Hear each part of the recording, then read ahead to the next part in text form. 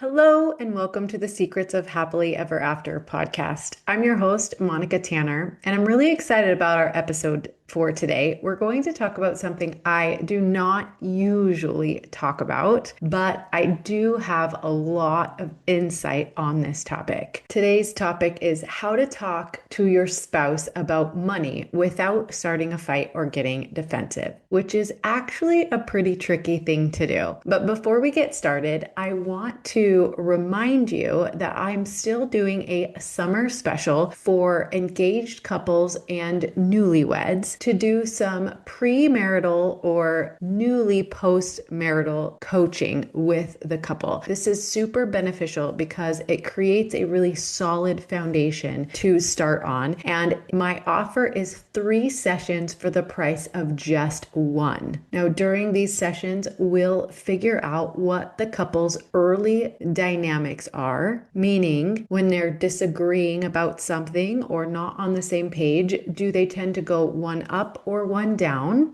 Do they tend towards walled off or boundaryless? These things are really important to know about yourself and your partner because it will also help you identify your losing strategies and things that will create dysfunctional dynamics in your marriage when things get tough. We'll also examine whether or not there's any past trauma that needs to be dealt with, as well as learn important skills such as reparenting the adaptive child, moving into second consciousness, taking a break, conflict resolution, repair, how to stand up to each other with loving power, cherishing each other, and most importantly, staying connected even when it's hard. We'll answer questions about emotional, physical, and sexual intimacy. These are all really important topics to look at in the beginning of your marriage so that you can deal with things when they're very, very small, even before they even become issues, and set the couple up for success. So if you are getting married or newly married, or you love a couple who is getting married or newly married, please reach out to me. You can email me at moni@monicatanner.com or simply set up a call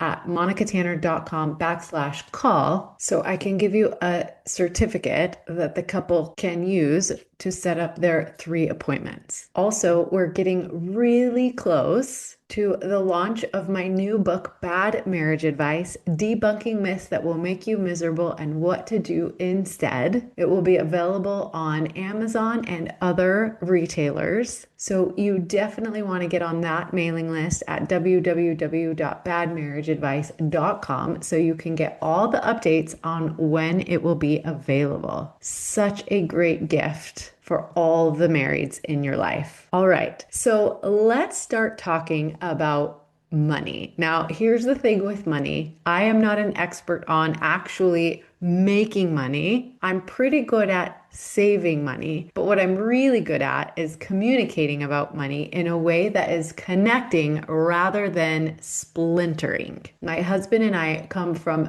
very different money backgrounds, and so we've had lots and lots and lots of disagreements about money, and we've had to communicate a lot about money. So today's episode is how to talk to your spouse about money without starting a fight. And it's based on a presentation I gave a couple of weeks ago with my friends Nate and Bethany from How Money Works. So I think one of the funniest truths about marriage that we hear all the time is that opposites attract, but then they fight about money. Usually a spender marries a saver, or somebody who's more spontaneous marries somebody who likes to plan. Often one partner likes to spend their money on experiences, while the other is more interested in spending on assets.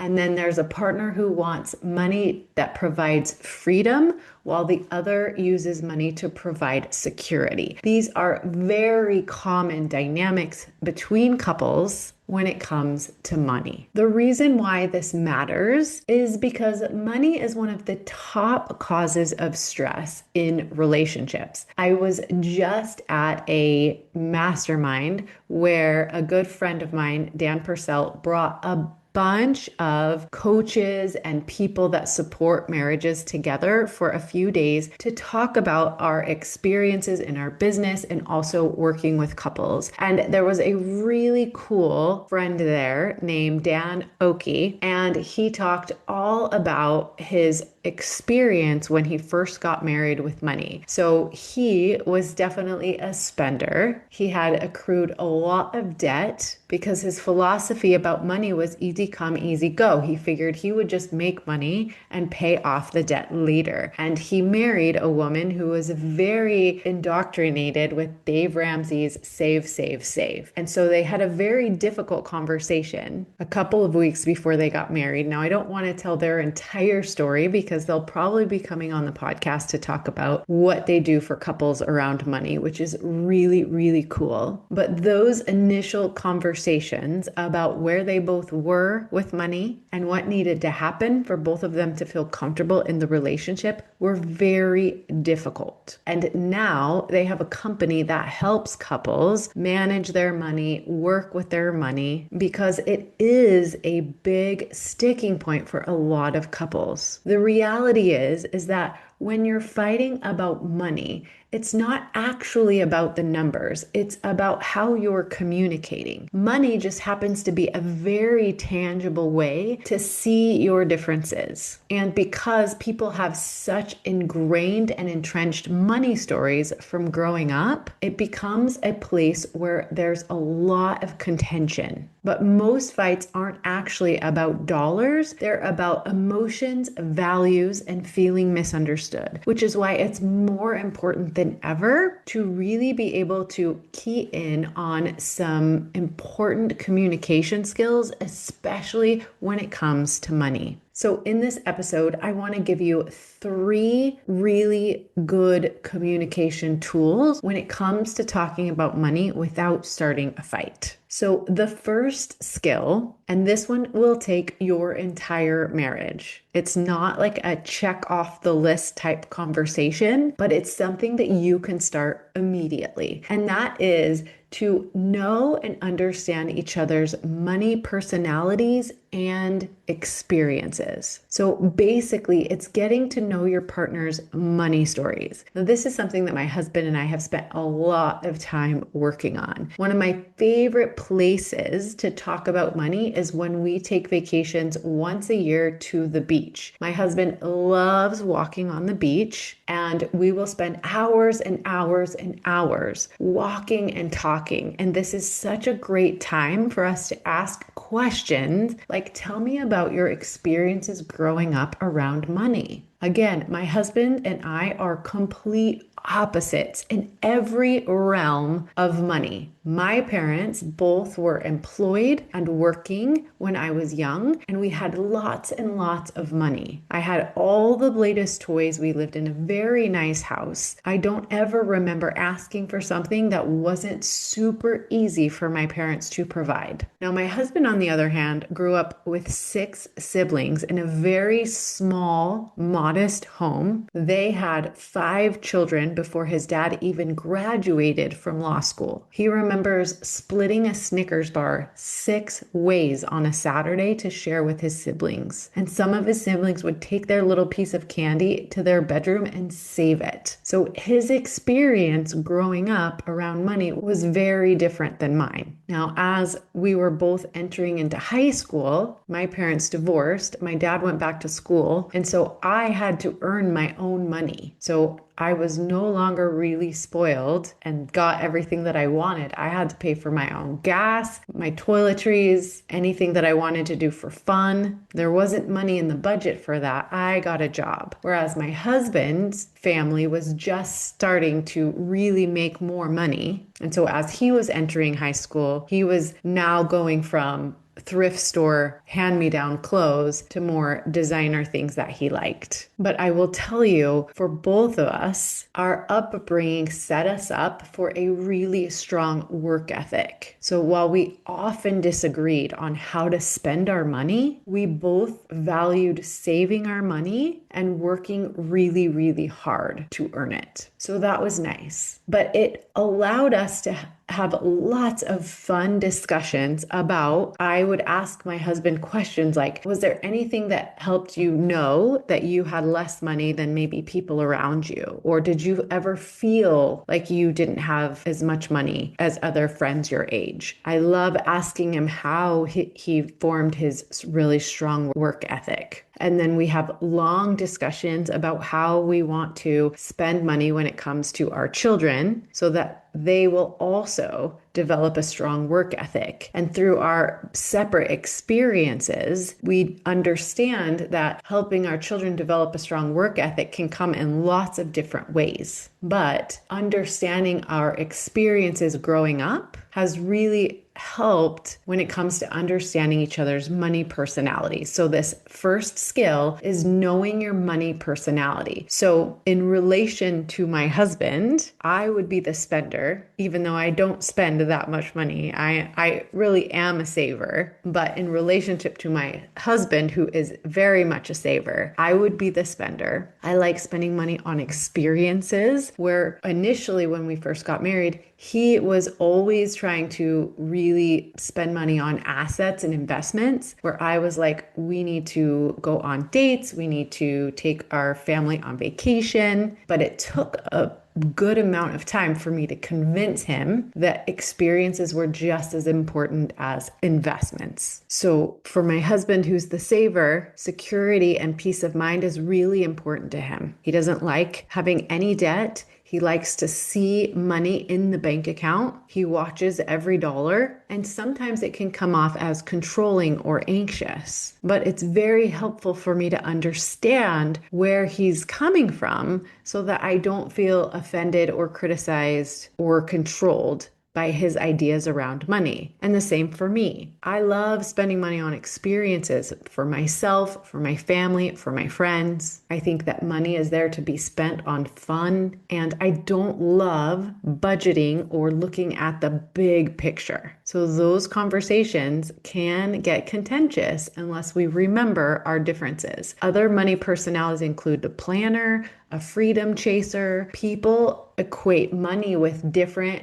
things, like working towards goals and not being surprised, versus being able to be flexible and independent and not feeling restricted, right? So there's all kinds of personalities and values and preferences when it comes to how do we spend our money. So the first and probably one of the most important skills is to know your money personality, your partner's personality, and know about how those were formed. It will help you give a lot more grace when you're disagreeing about something. Now, the second money skill that I want to talk about that's actually pretty challenging. It takes some practice. And this is to suspend judgment and blame. So, like I said, if you're communicating about money and you have two different money personalities and experiences around money, you're often going to run into lots of different areas in which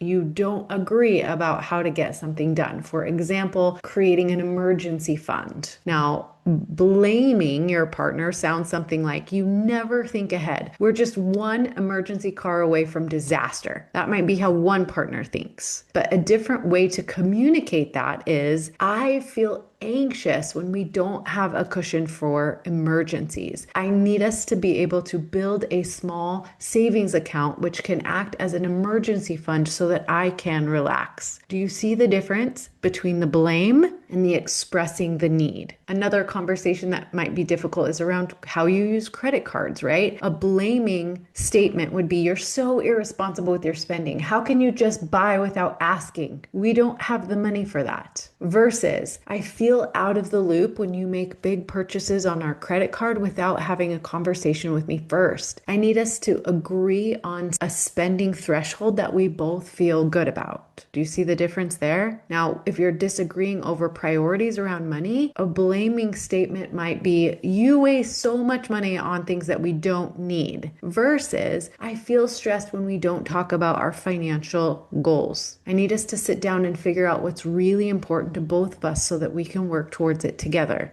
Do you see the difference in those two statements? So learning how to talk about money where you're being vulnerable about your needs versus blaming your partner for not caring sound like very different statements. So approaching these conversations without judgment and blame is going to be a very important skill to practice and perfect. Now, you're not going to get it right every single time. There's going to be moments of frustration. And again, grace and understanding where each other is coming from is so important in those circumstances. But it can be something that you're both always working towards. Now, the third skill I want to talk about is something that I have not historically been super good at. And these are scheduling regular money huddles. So you don't have to call them budgeting meetings or anything that is like triggering like that. I do not like operating from a budget. I've been very lucky my entire marriage that these discussions or huddles have worked for my husband and I so that I don't have to follow a budget very closely. But here's some things I've learned about these huddles. First of all, schedule it so that you don't avoid it. You want to make sure that it's on your calendar, just like date night, just like your dentist appointments. Just have money huddle once a week was really important when we didn't have a lot of expendable income. You can spread them out a little bit depending on how tight or loose you're feeling about needing to have these conversations. But originally, once a week was a good cadence for those meetings. And we would sit down for about 15 minutes. So we don't make it super long and boring. We would talk about what went well that week, what's coming up, like big expenditures, like maybe we need to buy a car, or maybe we need to get the carpets cleaned, or we needed to pay off some medical bills. We talked about what went well, what's coming up, and is anything feeling stressful. Now, these times,